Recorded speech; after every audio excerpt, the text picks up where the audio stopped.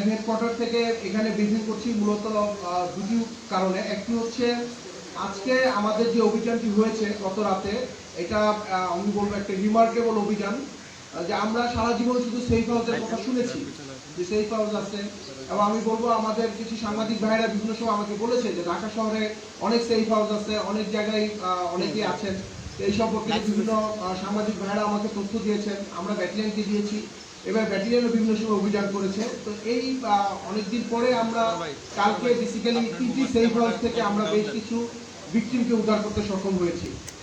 আরেকটি কারণে আমরা এখানে এসেছি, সেটা হচ্ছে আরেকটি রিমার্কেবল কাজ হয়েছে, যেটা হলো আমরা যে সকল ভিকটিম নারীদেরকে আমরা উদ্ধার করতে সক্ষম হয়েছি তাদেরকে আজকে আপনাদের এই সংবাদ সম্মেলনের পরে অধিনায়ক মহোদয় তাদের পরিবারের কাছে তাদেরকে ফিরিয়ে দেবে। আপনারা জানেন যে ইতিমধ্যে বিভিন্ন সময়ে যেটা হয়েছে যে ভিকটিমরা তারা শুধু পাচারকারীদের কাছে যেতে পারে, কিন্তু পাচারকারীদের কাছ থেকে বের হতে পারে না, তাদের আত্মীয় স্বজনের কাছে তারা যেতে পারে না। বাট আজকে আমরা তাদের আত্মীয় স্বজন বা যাদের যারা নিকট আত্মীয় আছে তাদের কাছেও আমরা ভিকটিমদের হস্তান্তর করব। মূলত এই দুটি কারণেই আপনাদেরকে আমরা এখানে আমন্ত্রণ জানিয়েছি আমাদের ব্রিফিং এর জন্য। আমি শুরু করছি। আপনারা জানেন যে সাম্প্রতিক সময়ে আমাদের যে র্যাব 4 তার যে এলাকা, এই এরিয়াতে বেশ কিছু নারী পাচার চক্র বা মানব পাচার চক্রকে ইতিমধ্যে আমরা বিভিন্ন সময় আটক করেছি। আপনারা দেখেছেন যে পার্শ্ববর্তী দেশে একজন নারীকে পৈশাচিকভাবে নির্যাতনের ভিডিও ভাইরাল হওয়ার পরে কিন্তু আমরা বস রাফি সহ ওই চক্রে অনেককেই গ্রেফতার করেছি। আপনারা দেখেছেন যে নাগিন চক্র যেটি বলা হয়, কাল্লু নাগিন, এই চক্রের মাধ্যমে সেই ময়ূষী মার যে গল্প আপনারা দেখেছেন,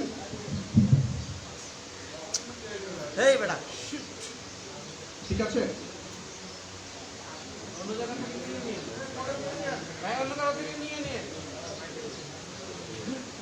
আমরা কিন্তু কাল্লু নাগিন সোহাগের চক্রটিও আমরা গ্রেফতার করতে সক্ষম হয়েছে এবং এই চক্রের অনেককেই সেই ময়ূষী মার কথা আপনারা শুনেছেন।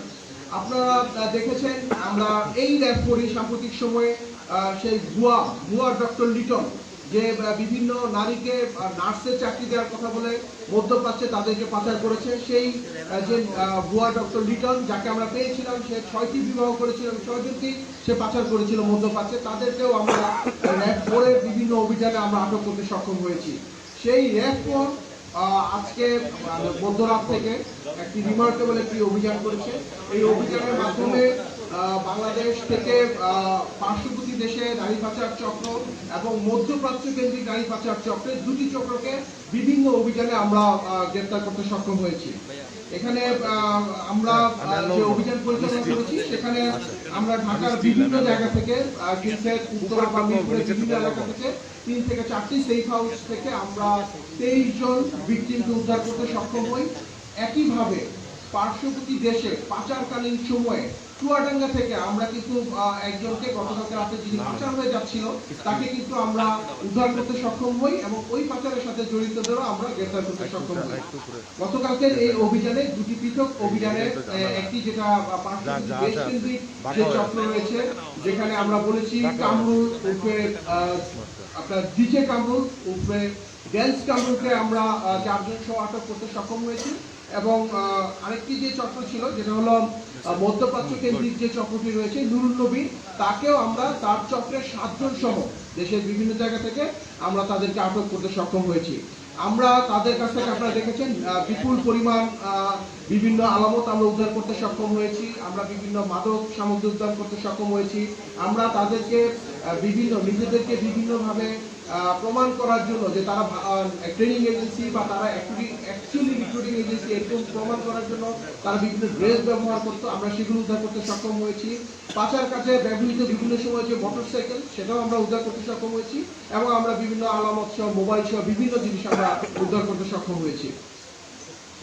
এখানে প্রথমত যদি আমি আসি পার্শ্ববর্তী দেশের মানব পাচার চক্র, যেটা আমি বলছি যে ডিজে কামরুল ড্যান্স কামরুলকে যে আমরা চক্র সহজে গ্রেফতার করতে সক্ষম হয়েছি।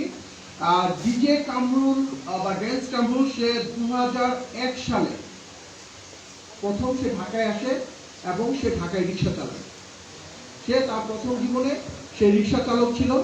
পরবর্তীতে সে একটি কোম্পানির ভ্যান চালক হিসেবে সে চাকরিরত অবস্থায় থাকে।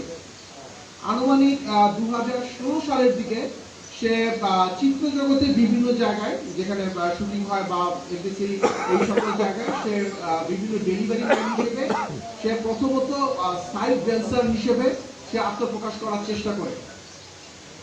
পরবর্তীতে সে 2019 সালে সে ডিজে কামরুল ড্যান্স ক্লাব, যেটা আমি বলছিলাম, সেই ক্লাব প্রতিষ্ঠা করে 2019 সালে। এই 2019 সাল থেকে এই পর্যন্ত সে এই ড্যান্স ক্লাবে সে আমরা বিভিন্ন তথ্য আপনাদেরকেও দিয়েছি, বিভিন্ন ধরনের নাচ শেখানো বা ড্যান্স শেখানোর আড়ালে সে তার যে চক্রের অন্যান্য সদস্য রয়েছে তাদের মাধ্যমে দেশের বিভিন্ন অঞ্চল থেকে সে বিভিন্নভাবে নারীদের সংগ্রহ করে। এই নারীদেরকে সে প্রথমে তাদেরকে উচ্চবিলাসী স্বপ্ন দেখায়, তাদেরকে উন্নত জীবনের স্বপ্ন দেখায় এবং তাদেরকে ড্যান্স শেখানো বা বিভিন্ন বাহিরে পার্শ্ববর্তী দেশে বিভিন্ন ড্যান্স প্রোগ্রামের নামে তাদেরকে নিয়ে সে বিভিন্নভাবে পাচার করত।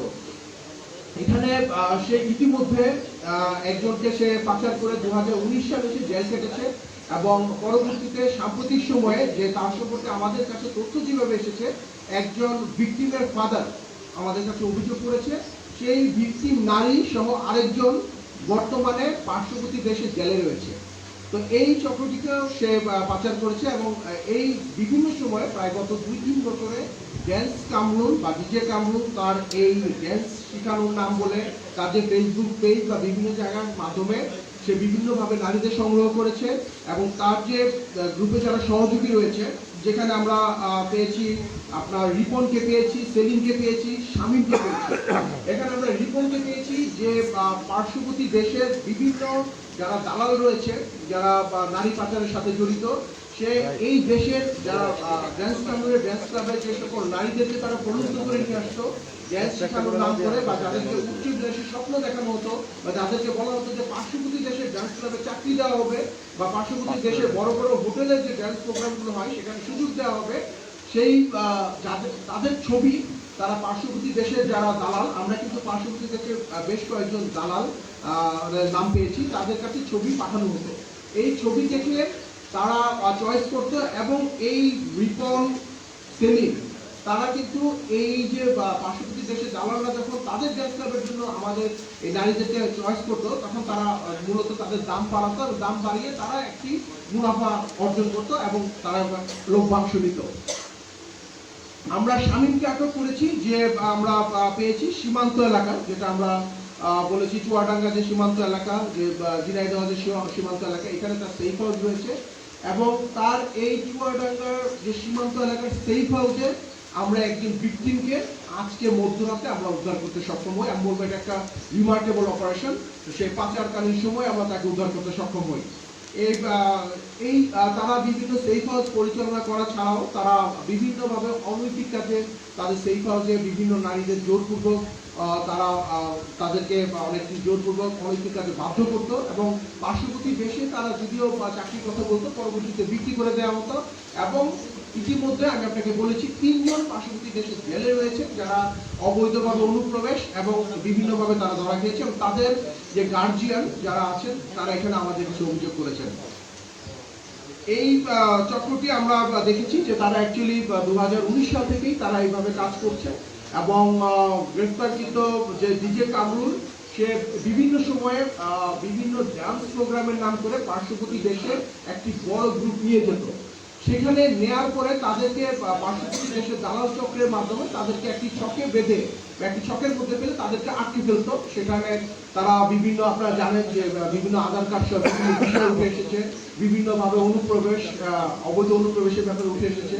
তো পাসপোর্ট তারা আটকে রাখতো, বিভিন্নভাবে তারা ওই দেশে যাওয়ার পরে অনেকেই তারা এই দেশে আসতে পারতো না এবং এইভাবেই মূলত সে পার্শ্ববর্তী দেশে যে নারী পাচারের যে বিষয়টি সেভাবে করে আসছিল। এখন পর্যন্ত আমরা যতটুকু তাকে এবং তার যে চক্রকে এদেরকে জিজ্ঞাসাবাদে জেনেছি, প্রায় শতাধিক নারীকে সে এরকমভাবে পার্শ্ববর্তী দেশে পাঠিয়েছে, যারা পরবর্তীতে এই বিভিন্নভাবে কেউ হয়তো জেলে গিয়েছে, বিজিবি বিএসএফ হস্তান্তরের মাধ্যমে তারা বাংলাদেশে ফেরত এসেছে, কেউ কেউ সেখান থেকে পালিয়ে এসেছে।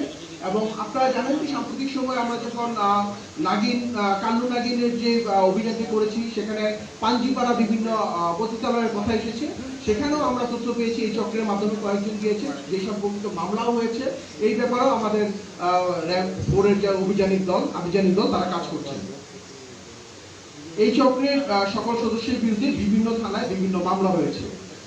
এখন আমরা আসি মধ্যপ্রাচ্য ভিত্তিক যে চক্রটি আমরা ধরতে সক্ষম হয়েছি, যে নুরুল নবী সহজে এই চক্রের প্রায় 7 জনকে আমরা গ্রেফতার করতে সক্ষম হয়েছি। এই চক্রটি গত 5-7 বছর যাবত আমরা যেটা বলেছি বিভিন্ন সময় মধ্যপ্রাচ্য ভিত্তিক এদেরকে বিভিন্ন জবের বা বিভিন্ন চাকরির প্রলোভন দেখানো হয়েছে। তাদেরকে বলা হয়েছে যে তাদেরকে ফ্রি, কোনো টাকা ছাড়া মধ্যপ্রাচ্যের বিভিন্ন দেশে, এখানে বিভিন্ন দেশের নাম এসেছে, সেসব দেশে তাদেরকে চাকরি দেওয়া হবে বলে তাদেরকে প্রাথমিকভাবে এই চক্রের যে 7 জন সদস্য বিভিন্ন জায়গায় রয়েছে তাদের মাধ্যমে এই সকল নারীদের সংগ্রহ করা হয়। সংগ্রহ করে আমরা এখন পর্যন্ত 3টি সেফ হাউস থেকে এই 23 জন ভিকটিমকে উদ্ধার করেছি। এবং আপনারা ম্যাপে দেখেছেন আমরা ঢাকা শহরে আরো কিছু জায়গায় সেফ হাউস সম্পর্কে আমরা তথ্য পেয়েছি, যেগুলোতেও আমাদের অভিযান চলমান রয়েছে। এই সেফ হাউসগুলো থেকে তারা যেটা করা হয়, প্রাথমিকভাবে তারা এই সেফ হাউসে তাদেরকে প্রলোভন দেখিয়ে রাখা হয় যে আপনাদেরকে বিদেশ পাঠানো হবে ফ্রি অফ কস্ট। এইটা যখন তাদেরকে যায় 5 দিন 7 দিন 10 দিন পরে তাদের কাছ থেকে যখন পাসপোর্ট নেওয়া হয়, অন্যান্য ডকুমেন্ট, ভুয়া ডকুমেন্ট তৈরি করা হয় বিভিন্ন দালালের মাধ্যমে, তখন তাদেরকে টাকা চাওয়া হয় যে 1 থেকে 1.5 লক্ষ টাকা লাগবে, বা বিভিন্নভাবে তাদেরকে তখন আর বিদেশে পাঠানো হয় না। এই 23 জনকেই প্রায় মাসখানেক যাবৎ বিভিন্ন সেফ হাউসে রাখা হচ্ছে, বিদেশ পাঠাবো বা এরকম মধ্যপ্রাচ্যে পাঠাবো এরকম বলে রাখা হচ্ছে। এবং তাদের অধিকাংশের পাসপোর্টই তাদের কাছে রাখা ছিল। এবং তারা যখনই এই সংক্রান্ত কোনো তথ্য বা তারা যখন বলে যে আমরা আইন শৃঙ্খলা বাহিনীর কাছে যাব, এই সংক্রান্ত যে বিষয়গুলো তারা বলার চেষ্টা করে, সেই একই প্রক্রিয়ায় যেটা আমরা আগেও আপনাদেরকে বলেছি যে তাদেরকে বিভিন্ন ব্ল্যাকমেইলিং যে বিষয় থাকে এগুলো তারা করে রেখেছিল, তাদের পাসপোর্ট তারা জব্দ করে রেখেছিল, এবং তাদেরকে এই চক্রে যে 7 জন সহ বিভিন্ন ব্যক্তিরা তাদেরকে ভয়ভীতি প্রদর্শন দেখিয়েছে যে যদি আপনারা এই সংক্রান্ত কোনো তথ্য আইন শৃঙ্খলা বাহিনীকে দিয়ে থাকেন তাহলে কিন্তু তাদেরকে বিপদে ফেলানো হবে এবং তাদেরকে আরো সমস্যায় ফেলানো হবে। এখানে আরো উল্লেখ্য, এই চক্রের মাধ্যমে যারা বিদেশ গিয়েছে এরকম প্রায় 8 থেকে 10 জন ভিকটিম আমাদের কাছ থেকে মধ্যপ্রাচ্য থেকে যোগাযোগ করেছে, এবং তাদের উপরে যে অমানবিক নির্যাতন, তাদেরকে দিয়ে যে অনৈতিকভাবে কাজ করানো এবং তারা দেশে আসতে চায়, এই সংক্রান্ত বিভিন্নভাবেই তারা আমাদের সাথে যোগাযোগ করছে। এই ব্যাপারেও র্যাব 4 কাজ করছে। এবং এখানে উল্লেখ্য, এখানে 1 থেকে 2 জন ভিকটিমকে কিন্তু র্যাব 4 তাদের স্ব উদ্যোগে যোগাযোগ করে তাদেরকে মধ্যপ্রাচ্য থেকে দেশে আনতে সক্ষম হয়েছে। এবং তারাও আপনাদের হয়তো আপনার পরবর্তীতে তাদের সাথে হয়তো যোগাযোগ করতে পারবেন যে তাদেরকে কিভাবে নির্যাতন করা হয়েছে, এবং মধ্যপ্রাচ্যে বিভিন্ন নার্সের কাজের কথা বলে, নার্সিং জব বা বিভিন্ন বাসায় গৃহিণী কাজের কথা বলে তাদেরকে কিভাবে অনৈতিকভাবে ব্যবহার করা হয়েছে, এই সম্পর্কিত তথ্য আপনারা তাদের কাছে জানতে পারবেন। এই চক্রটি মূলত মধ্যপ্রাচ্য কেন্দ্রিক। এই চক্রে যে আমরা মূল হোতা পেয়েছি নুরুল নবী, সে 1998 সাল থেকেই সে মধ্যপ্রাচ্যের একটি দেশে সে চাকরিরত ছিল। পরবর্তীতে সে দেশে আসে এবং পরবর্তীতে আবার সে মধ্যপ্রাচ্যের আরেকটি দেশে, ওমান সহ বিভিন্ন দেশে সে যায়, এবং তখনই মূলত সে ওই দেশের যে মানব পাচার চক্র তাদের সাথে সে জড়িয়ে যায়। এবং সে বিভিন্ন সময় দেশে আমরা যাদেরকে গ্রেফতার করতে সক্ষম হয়েছি, বাসার টোকন সহ বিভিন্ন ব্যক্তিদের গ্রেফতার করতে সক্ষম হয়েছি, যারা আমরা গ্রেফতার করেছি। এদের মধ্যে একজনের অফিসে আমরা বিভিন্ন সরঞ্জামাদি পেয়েছি, আমরা আপনাকে দেখেছি কিছু ড্রেস পাওয়া গিয়েছে, বিভিন্ন সরঞ্জামাদি পাওয়া গিয়েছে। এর মাধ্যমে তারা নিজেদেরকে প্রমাণ করার চেষ্টা করছে যে তারা অ্যাকচুয়ালি বিদেশের লোক পাঠান, এবং তারা ভুয়া ট্রেনিং করানোর চেষ্টা করেছে যারা এখানে গিয়েছেন, এবং তাদেরকে ট্রেনিং করে তাদেরকে শুধু অপেক্ষাই করিয়েছেন। এবং এখানে একটি উল্লেখযোগ্য বিষয় যেটা আমরা পেয়েছি, তাদেরকে সেফ হাউস পরিবর্তন করানো হতো। প্রথমে যখন তাদেরকে বিভিন্ন জেলা থেকে নিয়ে আসা হতো তখন একটি সেফ হাউসে তাদেরকে উঠানো হতো, পরবর্তীতে তাদেরকে সেফ হাউস পরিবর্তন করে আরেকটি সেফ হাউসে নিয়ে যাওয়া হতো, যেখানে বলা হতো যে তাদেরকে ট্রেনিং করানো হবে, এবং তাদেরকে বিভিন্ন ট্রেনিংও করানো হতো। ট্রেনিং শেষে তাদেরকে আরেকটি সেফ হাউসে নেওয়া হতো, যেখানে থেকে বলা হতো যে তাদেরকে অপেক্ষা করতে হবে, যাদের জন্য ভিসা সবকিছু অন দ্য প্রসেস আছে, এভাবে তারা ভিসা সহ বিভিন্ন প্রসেসের জন্য তাদেরকে অপেক্ষা করানো হতো। এখানেও কিন্তু আমরা একজন ভিকটিমের স্বামী আমাদের কাছে অভিযোগ করে, যাকে তারা দীর্ঘদিন নোটিশ পাচ্ছেন না, আরেকজন ভিকটিমের স্বামী আমাদেরকে অভিযোগ করেন, যার আরো 4 থেকে 5 জন ভিকটিমের পরিবার আমাদেরকে অভিযোগ করেন, যাদের কে অলরেডি মধ্যপ্রাচ্যে পাঠানো হয়েছে এবং সেখানে অমানবিকভাবে নির্যাতন করা হচ্ছে। এই সকল ভিডিও ফুটেজ বা তাদের যে নির্যাতনের বিষয়গুলো আমাদের কাছে এসেছে, যেগুলো নিয়ে আমরা কাজ করছি। এবং এই চক্রের মাধ্যমে আমরা দেখেছি যে তারা বিশ্বাসযোগ্যতা অর্জন করে বিভিন্ন যুবতী বয়সী বা বিভিন্ন তরুণী সহ বিভিন্ন মধ্যবয়সী নারীদের কাছে বিশ্বাসযোগ্যতা অর্জন করে ইতিমধ্যেই তারা প্রায় 40 থেকে 50 জনকে একদম অবৈধ পথে তারা পাচার করেছে মধ্যপ্রাচ্যে, এবং বিভিন্নভাবে যাদেরকে হয়তো তারা একটি জবের কথা বলে পাঠিয়েছে বা পরবর্তীতে দেখা গেছে তাদেরকে ওই জব দেওয়া হয়নি, তাদেরকে নির্যাতন করা হয়েছে, বিক্রি করা হয়েছে।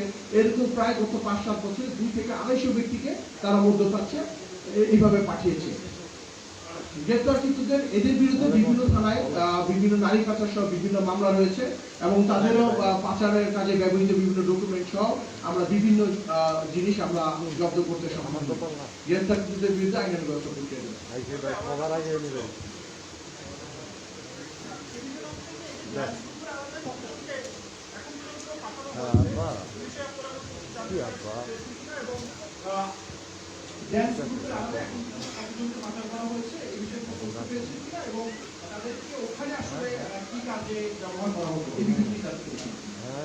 ধন্যবাদ আপনাকে। আমরা দেখেছি তাকে আসলে চিত্র জগতে বেশ কয়েকজন ব্যক্তি তাকে চিনে হয়তো, মানে সাইড ড্যান্সার হিসেবে বা পরবর্তীতে সে নিজেকে ড্যান্সার হিসেবে প্রুভ করার চেষ্টা করেছে। তার যেটা মানে আমি যেটা বলেছি তারই বক্তব্য, সে অ্যাকচুয়ালি জীবিকার তাগিদে সে ঢাকায় সে রিক্সা চালায়। পরবর্তীতে সে যে এইচটিসি বা যে চিত্র জগতে যে বিভিন্ন এলাকাতে সে যায় এবং সেখানে সে বিভিন্নভাবে ড্যান্সের সাথে সে জড়িত হয়। সে ড্যান্সটা প্রতিষ্ঠার পরবর্তী থেকে এখন পর্যন্ত সে বিভিন্ন সময়ে তার চক্রের সদস্যের কাছ থেকে আমরা জেনেছি প্রায় শতাধিক ব্যক্তিকে সে পার্শ্ববর্তী দেশের বিভিন্ন উদ্দেশ্যে, প্রথমত সে পার্শ্ববর্তী দেশের বিভিন্ন ড্যান্স ক্লাবে সে তাদেরকে পাচার করেছে, যেখানে ভালো চাকরির প্রলোভন দেখানো হয়েছে বা পরবর্তীতে তারা সেই চাকরি হয়তো পাননি বা তারা আসার চেষ্টা করেছে। বিভিন্ন কারণে পাসপোর্ট ছিল না তাদের বা বিভিন্ন কারণে তারা আসতে পারেনি। পরবর্তীতে তারা সেই দেশের নিরাপত্তা বাহিনী কর্তৃক তারা আটক হয়েছে এবং তারা জেলে ছিল। এবং পাশাপাশি সাম্প্রতিক গত মাসেও সে 2 জনকে পাচার করেছে এবং 2 জন বর্তমানে জেলে রয়েছে। গতকালকে পাচার করা অবস্থায় আমরা চুয়াডাঙ্গা থেকে উদ্ধার করতে সক্ষম হই। মূলত শতাধিক তথ্য আমরা পেয়েছি, এদের মধ্যে তার বক্তব্য অনুযায়ী অনেকে বিভিন্ন সময়ে চলে এসেছে, এবং যেটা মূলত বিষয় যেটা ছিল, সে বিভিন্ন সময় পার্শ্ববর্তী দেশে গিয়েছে বিভিন্ন প্রোগ্রামের নাম করে। তখন সে একটি গ্রুপ নিয়ে যেত এবং গ্রুপের বিভিন্ন সদস্যদের সে বিভিন্ন ছকে ফেলে তাদেরকে ওই দেশে তারা বিভিন্ন দালাল চক্রের কাছে রেখে আসে।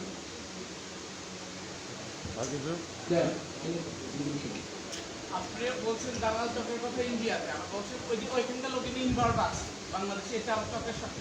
তো কখনো কি এই তথ্যগুলো আপনারা পাশাপাশি শেয়ার করেছেন এবং তারা কি রেসপন্স করে? অবশ্যই আমরা পার্শ্ববর্তী দেশের যে সকল দালাল চক্রের যখনই আমরা নাম পাই, তাদের আমাদের যে প্রপার অথরিটি আছে যারা পররাষ্ট্র মন্ত্রণালয়, যাদের মাধ্যমে আমরা অবশ্যই বিস্তারিত তথ্য ওনাদের কাছে আমাদের দেওয়া হয়। এবং এখানে আমরা বেশ কয়েকজনের নাম পেয়েছি, যেটা আমাদের র্যাব 4 খুব ভালোভাবে কিছু নাম ঠিকানা কিছু পেয়েছি। এদের তথ্য আমরা অবশ্যই পার্শ্ববর্তী দেশকে দেওয়া হয়। অবশ্যই তারা অবশ্যই পজিটিভ, কারণ গাড়ি পাচার করা বা এই পাচার একটা অনেক বড় ধরনের একটি অপরাধ, এই ব্যাপারে সবাই সেন্সিবল। এবং তারা যখন তথ্য, আপনার মনে আছে কিনা পার্শ্ববর্তী দেশে যে একজন নারীকে যে পৈশাচিক নির্যাতনের যে ভিডিওটি ভাইরাল হয়েছিল, পরবর্তীতে ওই দেশে টিকটক হৃদয়বাবু থেকে শুরু করে যারাই এটার সাথে ইনভলভ ছিল পার্শ্ববর্তী দেশের কিন্তু সবাই এটার সাথে জড়িত, সবাইকে তারা আটক করতে সক্ষম হয়। আমরা কিন্তু আমাদের স্লাইড শোর মধ্যে কিন্তু আমরা বলবো যে বিভিন্ন পার্শ্ববর্তী দেশের যে পাচারের যে লাইন বা কোন লাইন তারা ফলো করে পাচার করছে, যেটা দেড়হাটার মাধ্যমে তারা একটি করছে, তারপরে তারা জীবননগর হয়ে নেপা বর্ডার দিয়ে করছে, তারপরে আমরা পাটগ্রাম এলাকা দিয়ে করছি। আমরা কিন্তু বেশ কিছু তথ্য আপনাদেরকে স্লাইডের মাধ্যমে দেখিয়েছি, ম্যাপের মাধ্যমে দেখিয়েছি। আমি বলবো র্যাব নারী পাচার বা মানব পাচার নিয়ে আপনাদের সহযোগিতা নিয়ে কিন্তু নিয়মিত কাজ করে যাচ্ছে, এবং আমরা কিন্তু অত্যন্ত গুরুত্বের সাথে যারা পাচারিত হচ্ছে এবং যারা এই পাচারের সাথে জড়িত তাদেরকে গ্রেফতারে কিন্তু আমরা সর্বদা কাজ করে যাচ্ছি। এবং আমরা ভবিষ্যতেও এটা নিয়ে আমরা ডিটেলস অ্যানালাইসিস করেছি, এবং আমি বলেছি যে তারা যে ট্রেনিং করাচ্ছে, এই তারা ভুয়া ট্রেনিংয়ের বিভিন্ন ডকুমেন্ট দিয়েছে, তাদেরকে এই ভুয়া ট্রেনিংয়ের ডকুমেন্ট যে সকল দালালরা ব্যবহার করে ব্যবস্থা করে দিয়েছে তাদেরকে কিন্তু গ্রেফতার আমাদের অভিযান চলছে। এবং এখানে বেশ কিছু সেফ হাউসে বেশ কিছু নারীরাও জড়িত, আমরা তাদেরকেও কিন্তু গ্রেফতারের চেষ্টা করছি। আমরা ভবিষ্যতে এই সংক্রান্ত আরো ভালো কিছু তথ্য আপনাদেরকে দিতে পারবো। আজকে চক্রকে আপনারা ধরলেন, এদের মাধ্যমে কত নারী এখন পর্যন্ত পাচারের শিকার হয়েছে? মিরপুরের যে ঘটনাটা, একজন মহিষী মা তার বাচ্চাকে উদ্ধার করে নিয়ে আসবেন, তার পাশেই আরেকজন নারী, তার মেয়ে এখনো ভারতে আছে, মাঝে মধ্যে ফোন দেয়, কাটাকাটি করে। সাভারের একটা ঘটনা আছে, যেটা গণমাধ্যমে এসছে। আসলে আপনারা কি ধরনের ধন্যবাদ আপনাকে। আমি বলবো যে র্যাব অবশ্যই এই যারা মানব পাচারের সাথে জড়িত তাদেরকে গ্রেফতারে বা আটকে কাজ করে যাচ্ছে। আপনি যে ইস্যুগুলো বলেছেন, যেগুলো আমাদের মিরপুরে র্যাব 4-এর আওতাধীন এরিয়া, আমি বলবো র্যাব 4 অত্যন্ত সফলভাবে এই কাজ করে যাচ্ছে। আপনি যার কথা বলেছেন যে তার মা পাচার অবস্থা রয়েছে, র্যাব 4 নিজে তার সম্পর্কে তথ্য খবর নিয়ে ফ্যামিলির সাথে যোগাযোগ করে ভিকটিমকে অভিযোগ করিয়েছে, ভিকটিমকে মামলা করিয়েছে। এই ক্ষেত্রে কিন্তু এই ভিকটিমকে উদ্ধারে যে আপনি জানেন যে অলরেডি পাচার করা হয়েছে, যেভাবে মহিষী নারী যে পাচারের যে বিষয়টি আমরা যেভাবে তদারকি করে আমরা তাদেরকে দেশে এনেছি, তার সাথে যারা জড়িত তাদেরকে আমরা গ্রেফতার করেছি। একইভাবে কিন্তু হলিস্টিক ভাবে র্যাব 4 যেই মহিলার কথা আপনি বলছেন যে তার মেয়ে এবং ছোট বাচ্চার যে মা অলরেডি পাচারিত হয়েছে, তার ব্যাপারে হলিস্টিক ভাবে কাজ করছে। পার্শ্ববর্তী দেশের সাথে যোগাযোগ করা থেকে শুরু করে যেই আমরা যেটা বলেছি যে একটি পতিতালয়ে যাকে রাখা আছে সেটার ব্যাপারেও আমরা তথ্য নিয়েছি, এই ব্যাপারেও আমরা কাজ করছি। সাভারের যে তথ্য দিয়েছে সেই সম্পর্কেও আমরা তথ্য আমরা আপনাদের মাধ্যমে আমরা দেশবাসীকে অনুরোধ করব, যাদের পরিবারকে বিভিন্নভাবে পাচার করা হয়েছে, যার মাকে পাচার করা হয়েছে, যার স্ত্রীকে পাচার করা হয়েছে, আপনারা নিকটবর্তী র্যাব ক্যাম্পে আসেন, আপনারা অভিযোগ করেন। অনেক ক্ষেত্রেই হয় যে আমরা এই সমস্ত তথ্য পাই না, আমরা যখনই তথ্য পাই আমরা অভিযান করার জন্য প্রস্তুতি নিই, আর আমরা কিন্তু অভিযান করছি। আমরা কিন্তু যারা নারী পাচারকারী বা বিভিন্ন ড্যান্স বিভিন্ন যে ঘটনার আড়ালে বা বিভিন্ন ভাবে যারা করছে এই ধরনের নারী পাচারের সাথে জড়িত, আমরা কিন্তু কাউকেই ছাড় দিচ্ছি না। আমার একটা প্রশ্ন ছিল, আচ্ছা, আমি অলরেডি বলেছি যে ডিজে কামরুল বা ড্যান্স কামরুল, ওর তথ্য অনুযায়ী এই পর্যন্ত সে এরকম ড্যান্সের নাম করে বা বিভিন্ন পার্শ্ববর্তী দেশে বড় বড় হোটেলে ড্যান্সার হিসেবে সে প্রায় শতাধিককে সে পাঠিয়েছে, মানে পাচার করেছে। এবং তার বক্তব্য অনুযায়ী কিছু কিছু হয়তো ফিরে এসেছে, বাট এটা আমরা বোঝার চেষ্টা করছি। যেহেতু অ্যাকচুয়ালি আজকে মধ্যরাতে আমি তো বলবো যে উই আর ভেরি লাকি যে চুয়াডাঙ্গা থেকে পাচার করা অবস্থায় কিন্তু আমরা একটি ব্যাগ উদ্ধার করতে সক্ষম হয়েছি। তো আমি বলবো র্যাব 4 অত্যন্ত ভালো একটি অভিযান করেছে।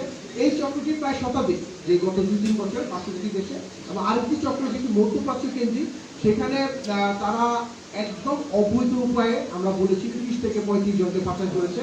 আর বৈধ উপায়ে বিভিন্ন সময় যে বিভিন্ন কাজের কথা বলে যাদেরকে পাঠানো হয়েছিল, তারা কিন্তু 2 থেকে 250, বাট যাদেরকে যেই জবের কথা বলা হয়েছিল, নার্সিং জব বা ভালো পেশার কথা, তাদেরকে ওইখানে ওই পেশা দেওয়া হয় নাই এবং তাদেরকে ওইখানে নিয়ে বিক্রি করে দেওয়া হয়েছিল। তারা যখন তাদের যেই পেশায় দিয়েছে সেই পেশা তারা পাননি, তখন যারা আসতে চেয়েছেন তখন তাদেরকে বলা হয়েছে যে আপনাকে দেশে পাঠাতে হলে 3 লক্ষ টাকা লাগবে। যার কাছে বিক্রি করা হয়েছে সেই যে মধ্য প্রাচ্যের যে ব্যক্তি, সেও বলেছে যে আমি তো আপনাকে কিনে নিয়েছি। তো এরকম 8 থেকে 10 জন আমাদের সাথে ফোনে সরাসরি যোগাযোগ করেছে যে তারা দেশে ফেরত আসতে চায়। এবং আমি বলবো র্যাব 4 অত্যন্ত ভালো একটি কাজ করছে যে তারা তাদের তত্ত্বাবধানে তারা বিভিন্নভাবে পদক্ষেপ নিচ্ছে, যাদের সাথে সাথে যোগাযোগ করে তারা তাদের দেশে আনার ব্যবস্থা নিচ্ছে।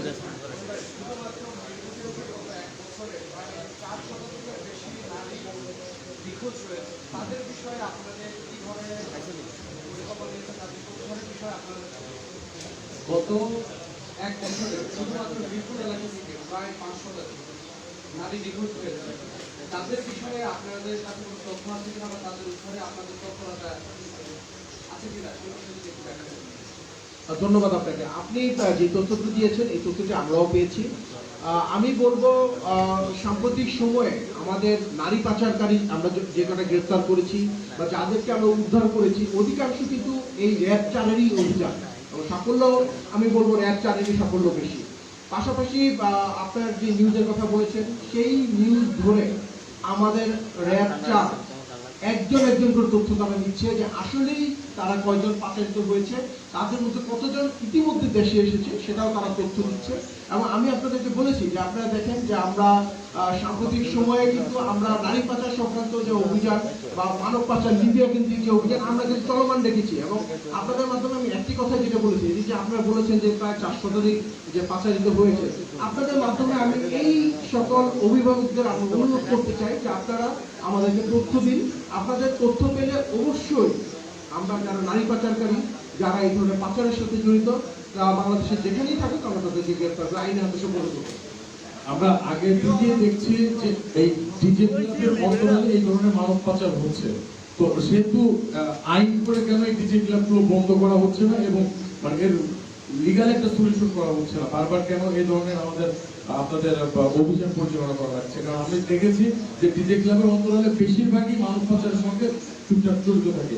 তবে যেহেতু এগুলো আইনগতভাবে কোনো প্রকার বৈধতা নাই ডিজে ক্লাবে, এগুলোকে একদম সমূলে নির্মূল করা সম্ভব কিনা? ধন্যবাদ আপনাকে। এরা অধিকাংশ ক্ষেত্রেই তারা যেটা করে থাকে, আমাদের এখন পর্যন্ত বিভিন্ন অভিযানে দেখেছি তারা কি ড্যান্স ক্লাবের নাম করে, তারা ড্যান্স শেখানোর নাম করে পরে আস্তে আস্তে তারা ডিজে ক্লাব প্রতিষ্ঠা করে। এবং আমরা ডিজে কামরুল বা ড্যান্স কামরুলের ক্ষেত্রে দেখেছি ঢাকা শহরে বিভিন্ন প্রোগ্রামে এদেরকে নিয়ে সে ডিজে প্রোগ্রাম করেছে এবং দেশের বাহিরেও সে ড্যান্স প্রোগ্রামের নাম করে তাদেরকে নিয়ে গিয়েছে এবং সেখানে প্রলোভন দেখিয়ে অনেকেই পাচার করেছে। এই সম্পর্কে আমরা তথ্য পেয়েছি। এবং এই ডিজে কামরুলের মতো যে বিভিন্ন যারা ড্যান্স ক্লাবের নামে এই ধরনের অনৈতিক কাজ করছে তাদের সম্পর্কে আমরা বিভিন্ন তথ্য পেয়েছি। এই সংক্রান্ত তথ্য আমরা কম্পাইল করে আমরা যথাযথ অথরিটিকে দিচ্ছি। আমি আশা করি যারা আইনজ্ঞ আছেন তারাও এই ব্যাপারে অকিবহাল আছেন। আমি অবশ্যই মনে করি যে তারা এই ব্যাপারে যথাযথ পদক্ষেপ নেবেন। আমরা আপনাদের মাধ্যমে বা আমরা আইন শৃঙ্খলা বাহিনী আমরা কিন্তু সবার সামনে ব্যাপারটি উন্মোচন করছি, দেশবাসীও দেখছেন। একইভাবে আমরা সবাইকে আপনাদের মাধ্যমে সচেতন করব যেন তারা এই ধরনের ড্যান্স ক্লাবে বা এই ধরনের ডিজেতে তারা জড়িয়ে নিজেরা যেন পাচারিত না হন, এটাও একটা আমাদের উদ্দেশ্য রয়েছে। হিরো আলম সাথে এখানে অনেক ছবি আছে, আপনি বাচ্চা আটক করেছেন, নিজে কামরুলের সাথে ছবি আছে। হিরো আলম তো আপনার বারবার বাসায় বেশি যান এবং যাদের টেস্ট করছেন তাদের সাথে তার ছবি আছে, মেয়েদের সাথে তার ছবি আছে।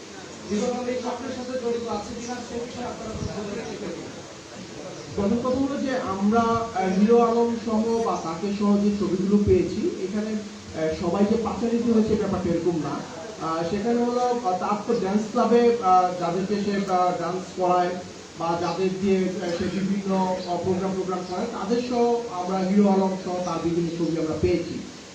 সেই সম্পর্কিতই তথ্য এখন পর্যন্ত আমরা পেয়েছি। তার সাথে আমরা প্রাথমিক জিজ্ঞাসাবাদ পেয়েছি যে তার ডান্স ক্লাবে সে নিয়মিত আসতো, শুধু সে না, আরো চলচ্চিত্র জগতে আরো বেশ কয়েকজন, সেটা আমরা পরবর্তীতে আপনারা জানতে পারবেন, তার ডান্স ক্লাবে আসতো বা তার সাথে পরিচয় ছিল, সেটা স্লাইড ড্যান্সার বা বিভিন্ন কাজেই তারা ব্যবহার করতো। আমরা তো তাকে আজকে মধ্যরাতে অ্যাকচুয়ালি আটক করতে সক্ষম হয়েছি। এখানে আর কেউ এই চক্রের সাথে জড়িত কিনা বা এই ড্যান্সের নাম করে যে আর কাউকে বিভিন্নভাবে অনৈতিক কাজ করানো হয় কিনা বা পার্শ্ববর্তী দেশে পাচার করা হয় কিনা, এগুলো কিন্তু আমরা বিস্তারিত তদন্ত অবশ্যই করব। এবং আমরা জিজ্ঞাসাবাদ দিয়ে এই ধরনের কোনো তথ্য পাই আমরা অবশ্যই তাদের বিরুদ্ধে আইনানুগ ব্যবস্থা গ্রহণ করব। ভাই একটা বিষয় হচ্ছে যে আপনি মোটামুটি 8টা রুট দেখাচ্ছেন, সবগুলো রুটই সীমান্ত দিয়ে শেখাচ্ছেন।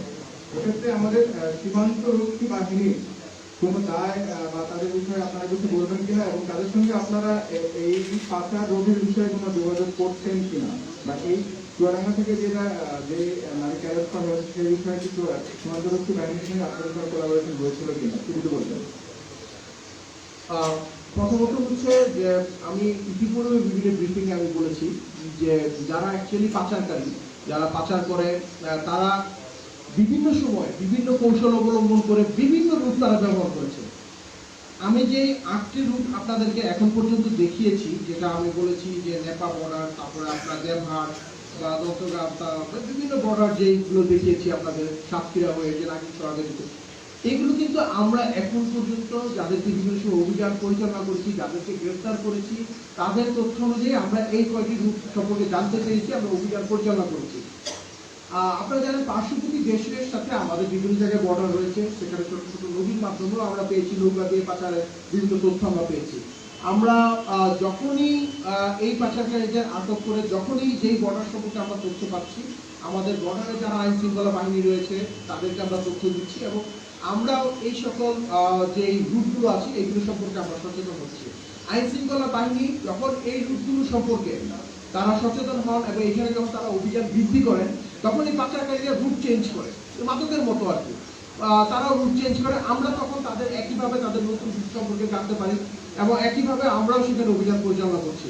এখানে আমরা যখনই যে রুট সম্পর্কে আমরা তথ্য পাচ্ছি সেটা যে শুধু সীমান্ত বাহিনী তা না, আমরা কিন্তু সকলকে এই রুট সম্পর্কে তথ্য দিচ্ছি, পুলিশ বলে সবাইকে দিচ্ছি যে যেন এই সংক্রান্ত কোনো অভিযান বা তথ্যের যদি প্রয়োজন হয় তারা আমাদের সাথে যোগাযোগ করছে এবং আমরা তাদেরকে তথ্য দিচ্ছি, তারাও অভিযান পরিচালনা করছে।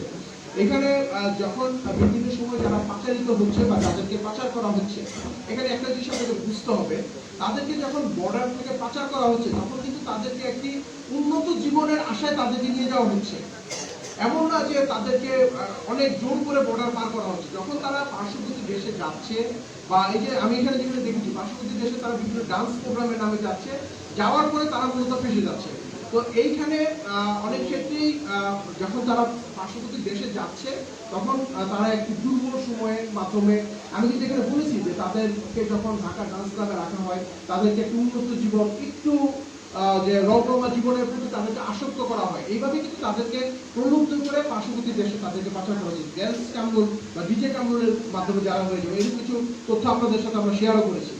এইখানে যেটা হয়েছে পার্শ্ববর্তী দেশে তারা যাওয়ার পরে পাচার হওয়ার পরে মূলত তারা ভিক্টিমাইজ হচ্ছে এবং তারা কিন্তু আমাদের সাথে যোগাযোগ করছে এবং বিভিন্নভাবে তথ্য দিচ্ছে। এই যে রুটটা যখন তারা পাচার হচ্ছে এখানে তারা একটু দুর্বল সময়ের জন্য অপেক্ষা করে, কোনো একটা গ্যাপ খোঁজার চেষ্টা করে।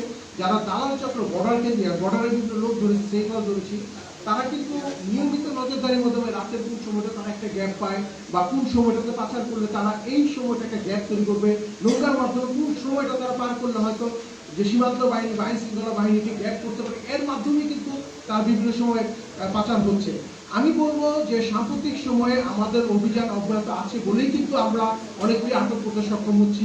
সীমান্ত বাহিনী বা পুলিশ তারা কাজ করছে বলেই কিন্তু আপনি দেখেন আমি বলবো পুলিশ, সীমান্ত বাহিনী তারা কিন্তু নিয়মিত যারা পাচারকারী তাদেরকে ধরছে, আমরা বিভিন্নভাবে ভিকটিম উদ্ধার করছি।